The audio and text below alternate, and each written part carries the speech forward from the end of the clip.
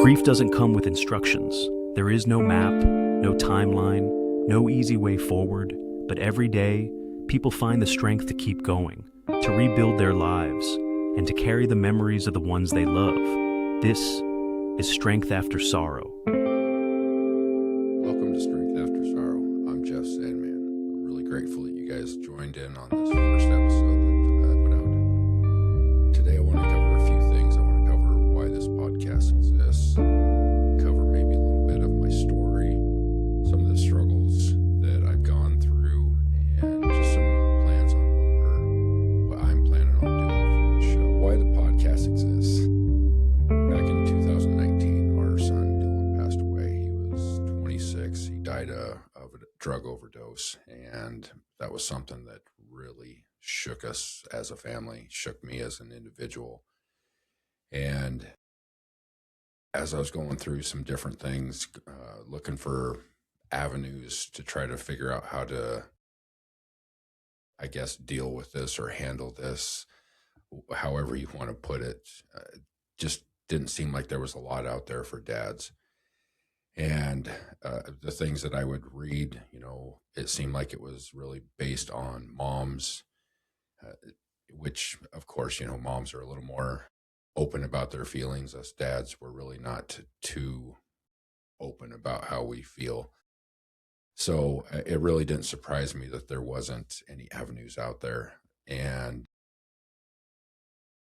I wanted to, back then, it was after a while, I wanted to actually start a podcast.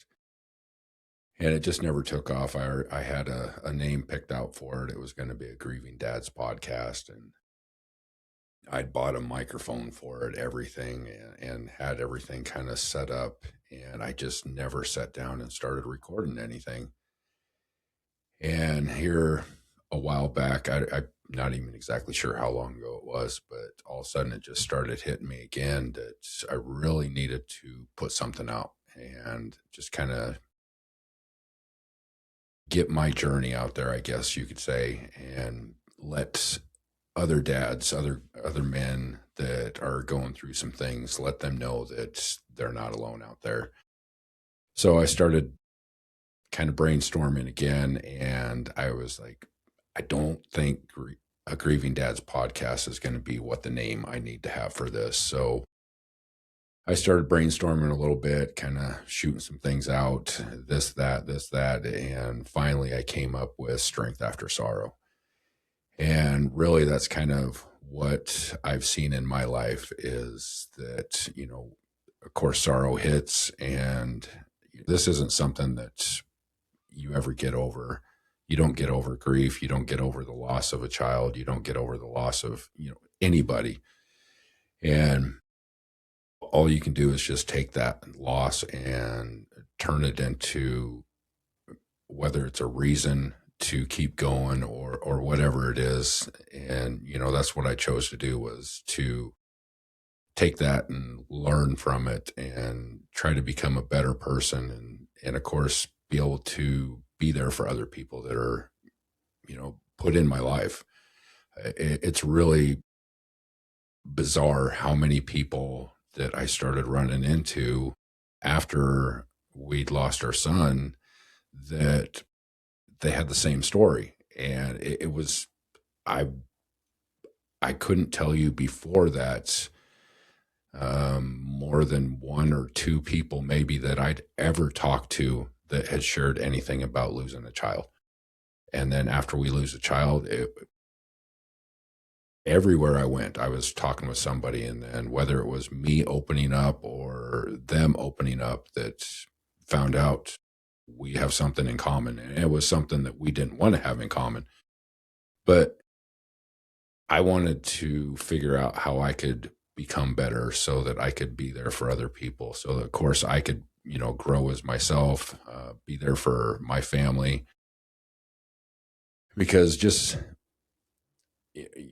even though we lost our son, we still have everybody else. I had my wife, I had my oldest daughter, I had our youngest daughter, we have 2 grandkids. So I still had to be there for them. I couldn't just check out and play the woe is me card. So I had to figure out some things in life and just continue to move forward and try to get better. So that's why I really wanted to start it. And so here I am. I'm starting it. I didn't start this as some project. I started it as, because I have loss in my life. I started it because I want, whether or not only one person ever listens to this podcast and gets something from it, then that's why I made it. Honestly, selfishly, this is for me. I'm hoping a healing time to where I can actually heal even more from just getting this stuff out. And like I said, hopefully somebody else out there is listening and they get something from this as well. I want to talk about how grief changes everything. There's definitely some things in your life that they just change. And who you were before that loss, you're not anymore. And you are not the same person. And I know a lot of us had after 2020 with COVID, that whole term, the new normal, everybody kind of kept coming out with. And in the grief space, it seemed like that was kind of that new, or also the same term in it. This is your new normal, and I'm like, I don't like that term. So I wanted to make a change. I didn't want a new normal. I wanted something that I could learn, something that I could grow from. That's what I've been trying to do this whole time. Like I said, it was 2019 and here we are in 2026. It's been a little while, but those feelings, they still come up. The memories of him, they come up. I haven't had any. I guess I did. I've had maybe one or two dreams with him in it, but never really with this face. I just know it's him. So, but I just wanted a place where people can talk about hard things, whether it's losing a child, losing a parent, losing a spouse, losing a dog. One thing that I learned going through this is, and I don't remember who said it, but I remember hearing it, and it helped me to kind of deal with some things. Was your loss, your greatest loss is your greatest loss. So a lot of, unfortunately, in the grief area, you can kind of play the comparison game. Like, my loss was greater than your loss, or whatever it was. And that's ridiculous. Just because you lost a dog and I lost a son doesn't mean that it's any less effect on your life. If that is the greatest loss that you've ever had in your life, well, then that's an extreme loss for you. And I don't ever want you to have to deal with what I went through, but I don't want to play that. Well, my loss was much greater than yours. So, those are just some things that I've learned, on this walk as well. So it helped me to kind of, guess, deal with some people, when they would come up and try to say some things. And, they weren't ever mean about things. They weren't ill-willed about it. They wanted to try to, I think, relate to us. And that sometimes was how they would relate to us, when they'd find out we lost our son, well, yeah, I kind of know how you feel because, I lost my dog, or whatever it was. And I had to realize, what, that to them is the greatest loss that they've experienced. So to them, that was traumatic to them. So I can't take that away from them. But like I said, it helped me, I guess, accept their condolences a lot better. So like I said, our son passed away in 2019. He was 26 years old. And, I'll probably get into a little bit deeper on that day. Just I don't know when, but I will. I'll get into it. I just don't want to get into it right now. Just know that he passed, and my wife is actually the one that found him. He was living in our house, and he was down in his bedroom, and she went down there. It was, I think, in the middle of the day, and knocked on his door, and she ended up finding him in there, and he OD'd on heroin. And, I got the phone call from her, and,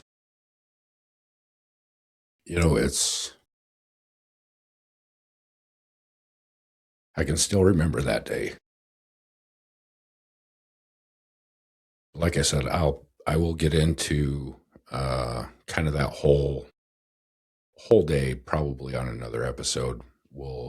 I'll sit down when I'm ready for that one. I don't know that I've actually really ever sat down and shared that entire day of, feelings and stuff like that. But we will, because others out there have had that same day. They've had those same feelings. And I want you guys to know that you're not the only one that's ever gone through that. You're not alone in this. You're not crazy because you had those feelings. You're not abnormal. You're not broken. You had something in your life that was traumatic, and we're going to get better. We're going to continue to move on. And not, we're not moving on in a way that a lot of people, I think, well, you just need to move on. You just need to move forward. Um, I move forward in knowing that I am carrying that with me. I am carrying the legacy of our son, and I want to make sure that I am being a a good dad, a good grandpa, a good friend. Whatever it is, whatever atmosphere that I'm in, I want to be the best that I can, and that's part of my story now. And I am not ashamed to share it. I will share about our son to random strangers when I am at work. And I don't have any explanation of why I decided that I felt comfortable enough to share our story, but I do. And I am not going to apologize about it, even if it makes people uncomfortable, which I know it does. Some people just don't know how to respond to that, which, to be honest, you know, we've lost our son. And when people tell us, I kind of still don't even know how to respond, which there's not really a right way to respond. I can tell you there's wrong ways, which we may get into some of those, but there's no real right way. You really, all you can do is just be there. Just make sure you're checking in on your people. If you know somebody's going through something, make sure you're checking in on them, because I am not going to call you, which I did not. I would not. I had people, just let me know if you need something. Let me know if I am one of those that I will fall back, and I will continue to try to take care of things on my own. So if you don't reach out to me, we're not talking. And unfortunately, that's just kind of how I am. And there's a lot of men out there that they are the same way. There's women out there that are the same way. But I say that because if you take that responsibility, reach out to them, let them know that you're there, and don't just ask them, hey, if you need something, let me know. No, go over there and say, hey, is there something that I can do for you right now? And do you want me to just kind of hang out? Do you want me to come over? We can talk. We can just set. I really don't care. I used to tell people, I'm like, I will call you, and if you need to just yell, I will just listen. I have no problem with you just yelling, because I had to do the same thing. I had to yell a lot. I yelled at God a lot, and you know, I learned, and I've been, walking that life long enough to know that God can handle it. And He knew what my feelings were anyway, so it's not like I can hide it. But that also helped. That helped me get some of it out, which in turn started helping me to kind of open up towards my wife. I'll get into some of that also in some of the episodes, about how my wife and I dealt with this together. We're two separate people, and, we process things completely different. Her and I are two totally different people. And during, this whole time, she has had, I guess I could say, dealt with grief in a certain way, and I've dealt with grief in a completely different way. And that was something that from the very beginning, we sat down and we said, we will not let this break us apart. And that is something that, was out there, that there's a lot of people that have gone through something like this, that when they lose a child, it ends in a divorce because they don't understand that their spouse grieves in a different way. So they would take it in a whole different, well, you just didn't care. And then it would just turn into a fight. And we refused to let that happen in our marriage. And here we are, on this side of it. We're getting ready. In September will be 33 years that we've been married. So I I refuse to let something like that break us down. I want it to make us stronger.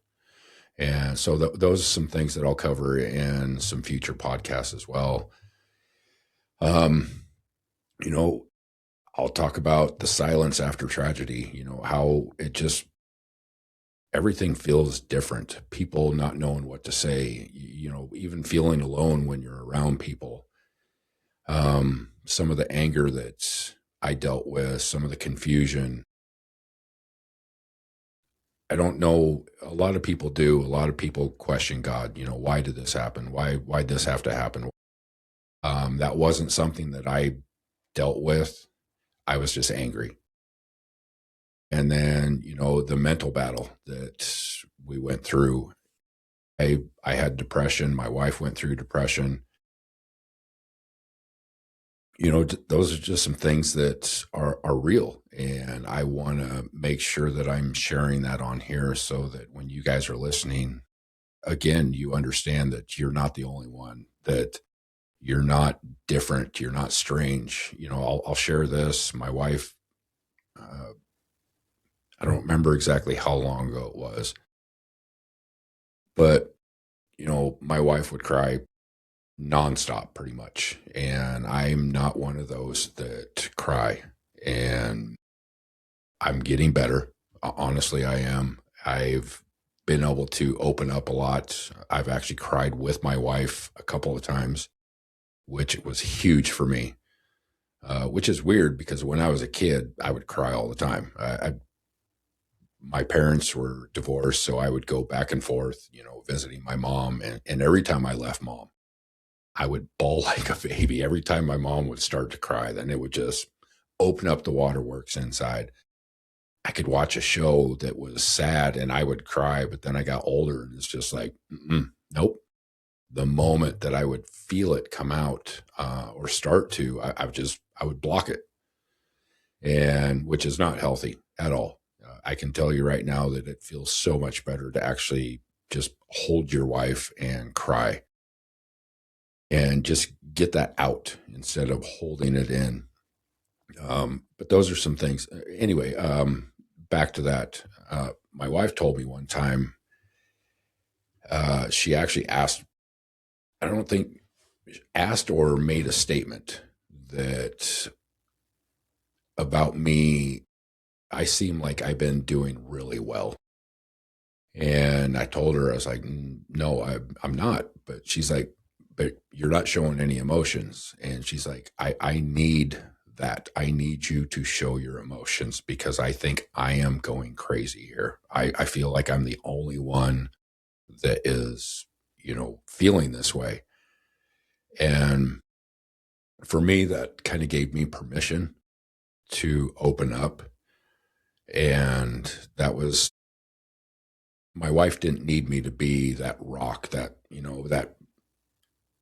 false thing that us as husbands and dads seem to think that we need to be for our wife and our kids, that we're supposed to be that rock, that steady thing, that we're just very stoic and never show any emotions. That's not what they need at all.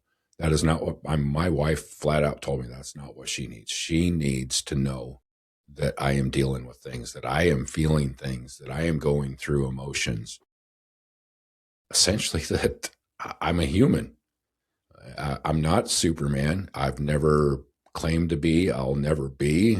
I mean, if you shoot a bullet at me, it's going to go in and through me. So I can't block those. I can't fly. I can't, I don't care how many weights I lift in front of my grandkids and they think that I'm super strong.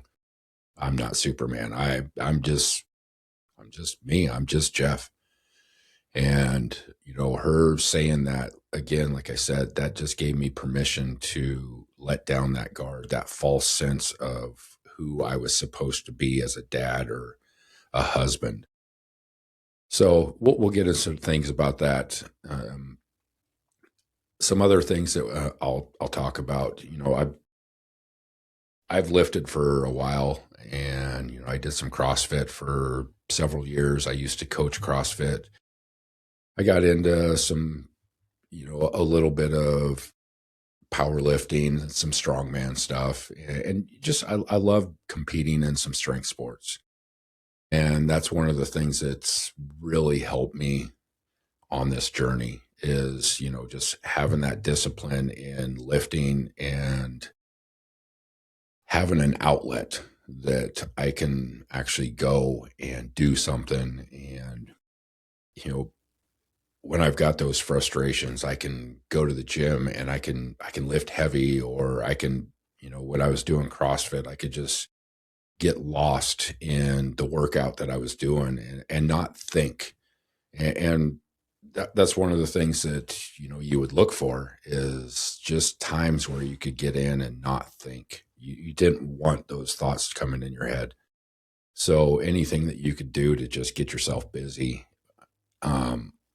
is something that I would do. And unfortunately, I didn't have a lot of those times because 2019, then we hit COVID and everything slowed way down. I had my own business. I took care of restaurant equipment, refrigeration, repair, and that stuff.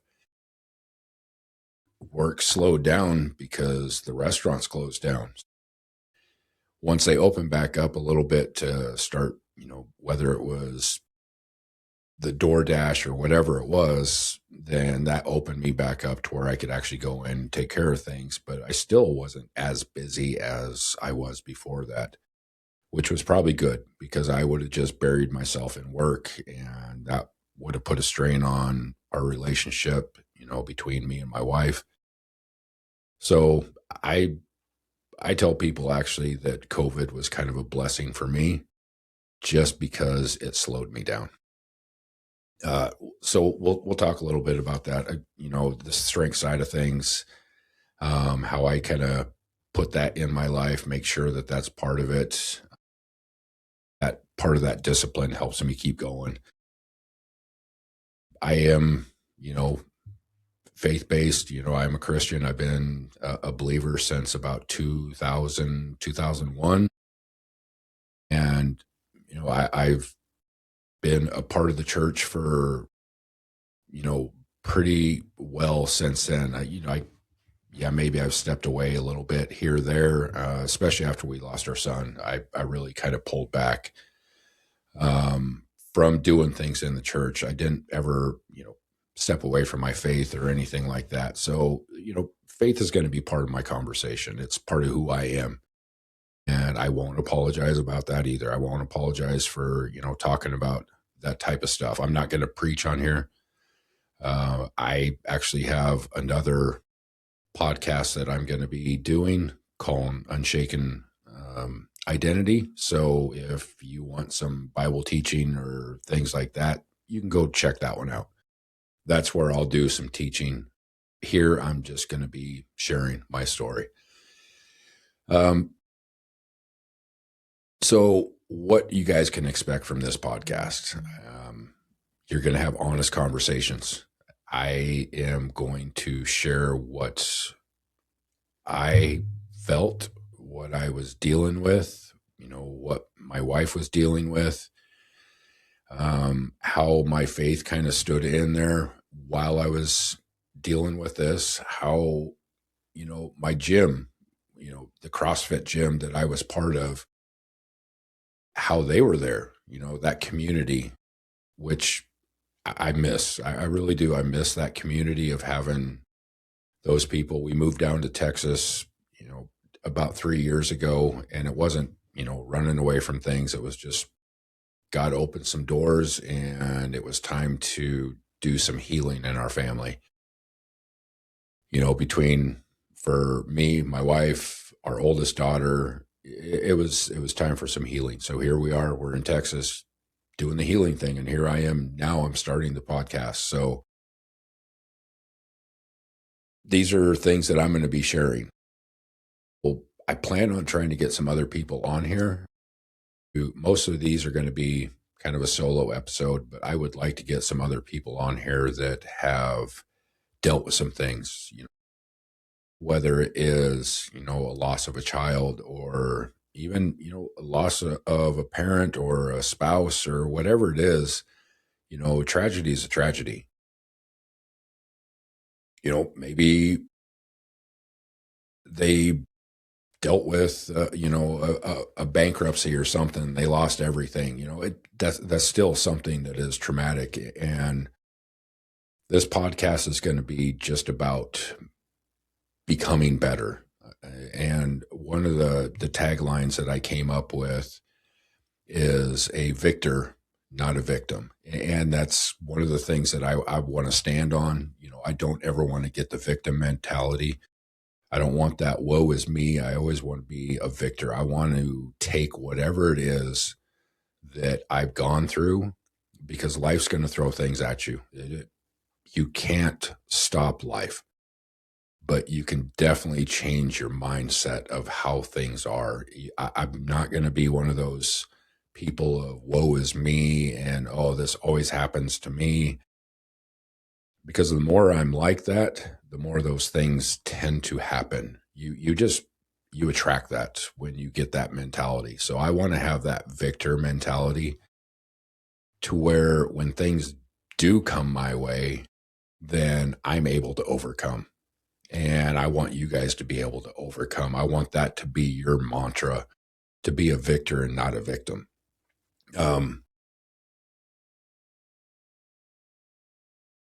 Some other things that I'd like to talk about. I just want to remind you that, if you're struggling, you're not weak. You're not alone. Is when I was going to a grief group in Colorado, which was tremendous. I'll shout it out. It was Three Hopeful Hearts.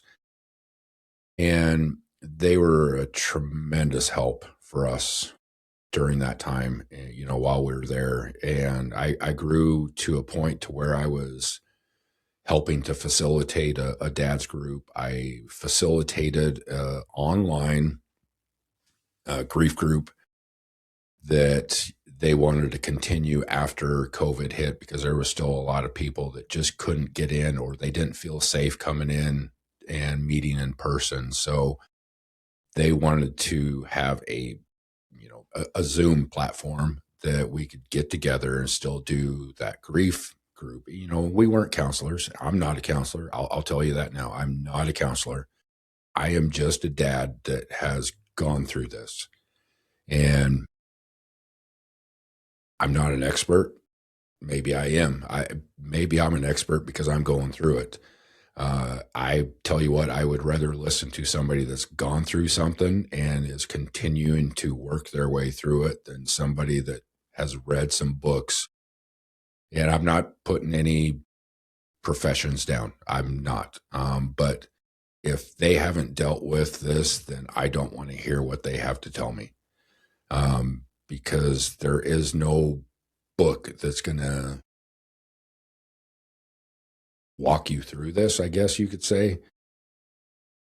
There's no steps that you can take that, okay, if you get through step 1, then you can move to step 2, and then you can move to step 3, because the whole thing is you may hit step 1 and then all of a sudden you hit step 3 and then you come back to step 1 and you're like, did I go anywhere?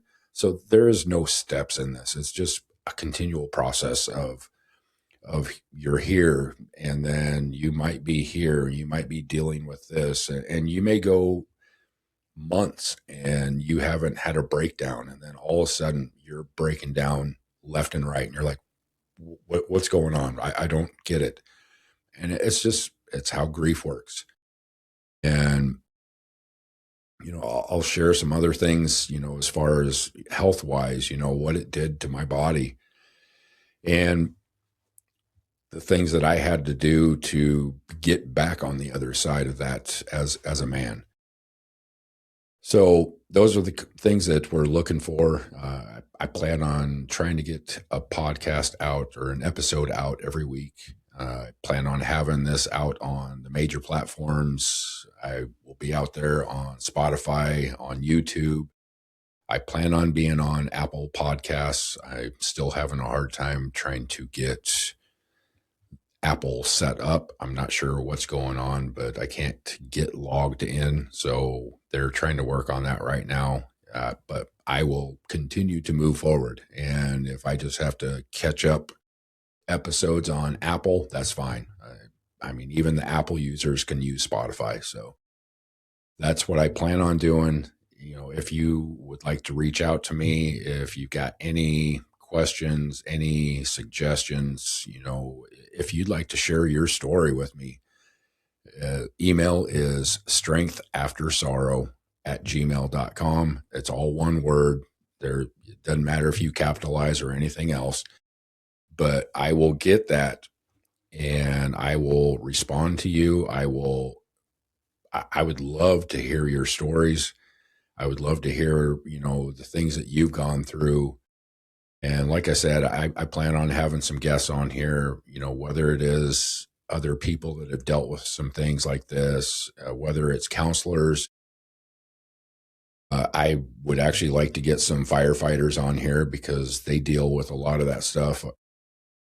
Back at our gym in Wyoming, the owner was a firefighter, and I remember talking with him a lot, and the things that they would come up on their responses, and that goes for firefighters, police officers, paramedics. The traumatic things that they see all the time is something that I would really like to sit down with somebody sometime and just, how is it that they deal with things? How do they continue to try to be better or take that opportunity to learn and maybe, be better, whether that's just being able to be there for somebody else or whatever it is. Because like I said, you can't get numb to that. So you've got to have those feelings inside. And I want this to be, like I said, an open format to where we're going to be real. Yeah, I'm not going to patty cake around anything. I want to be real about everything. So I want to thank you guys for tuning in. I encourage you, if this touched you in any way, if this meant anything to you, share this podcast with somebody, like it, subscribe to it, whatever you need to do. I hope to see you guys again. Like I said, I'm going to be out on the major platforms. So we'll see you next time. Remember, if you're walking through grief, pain, or loss, this is the space for you.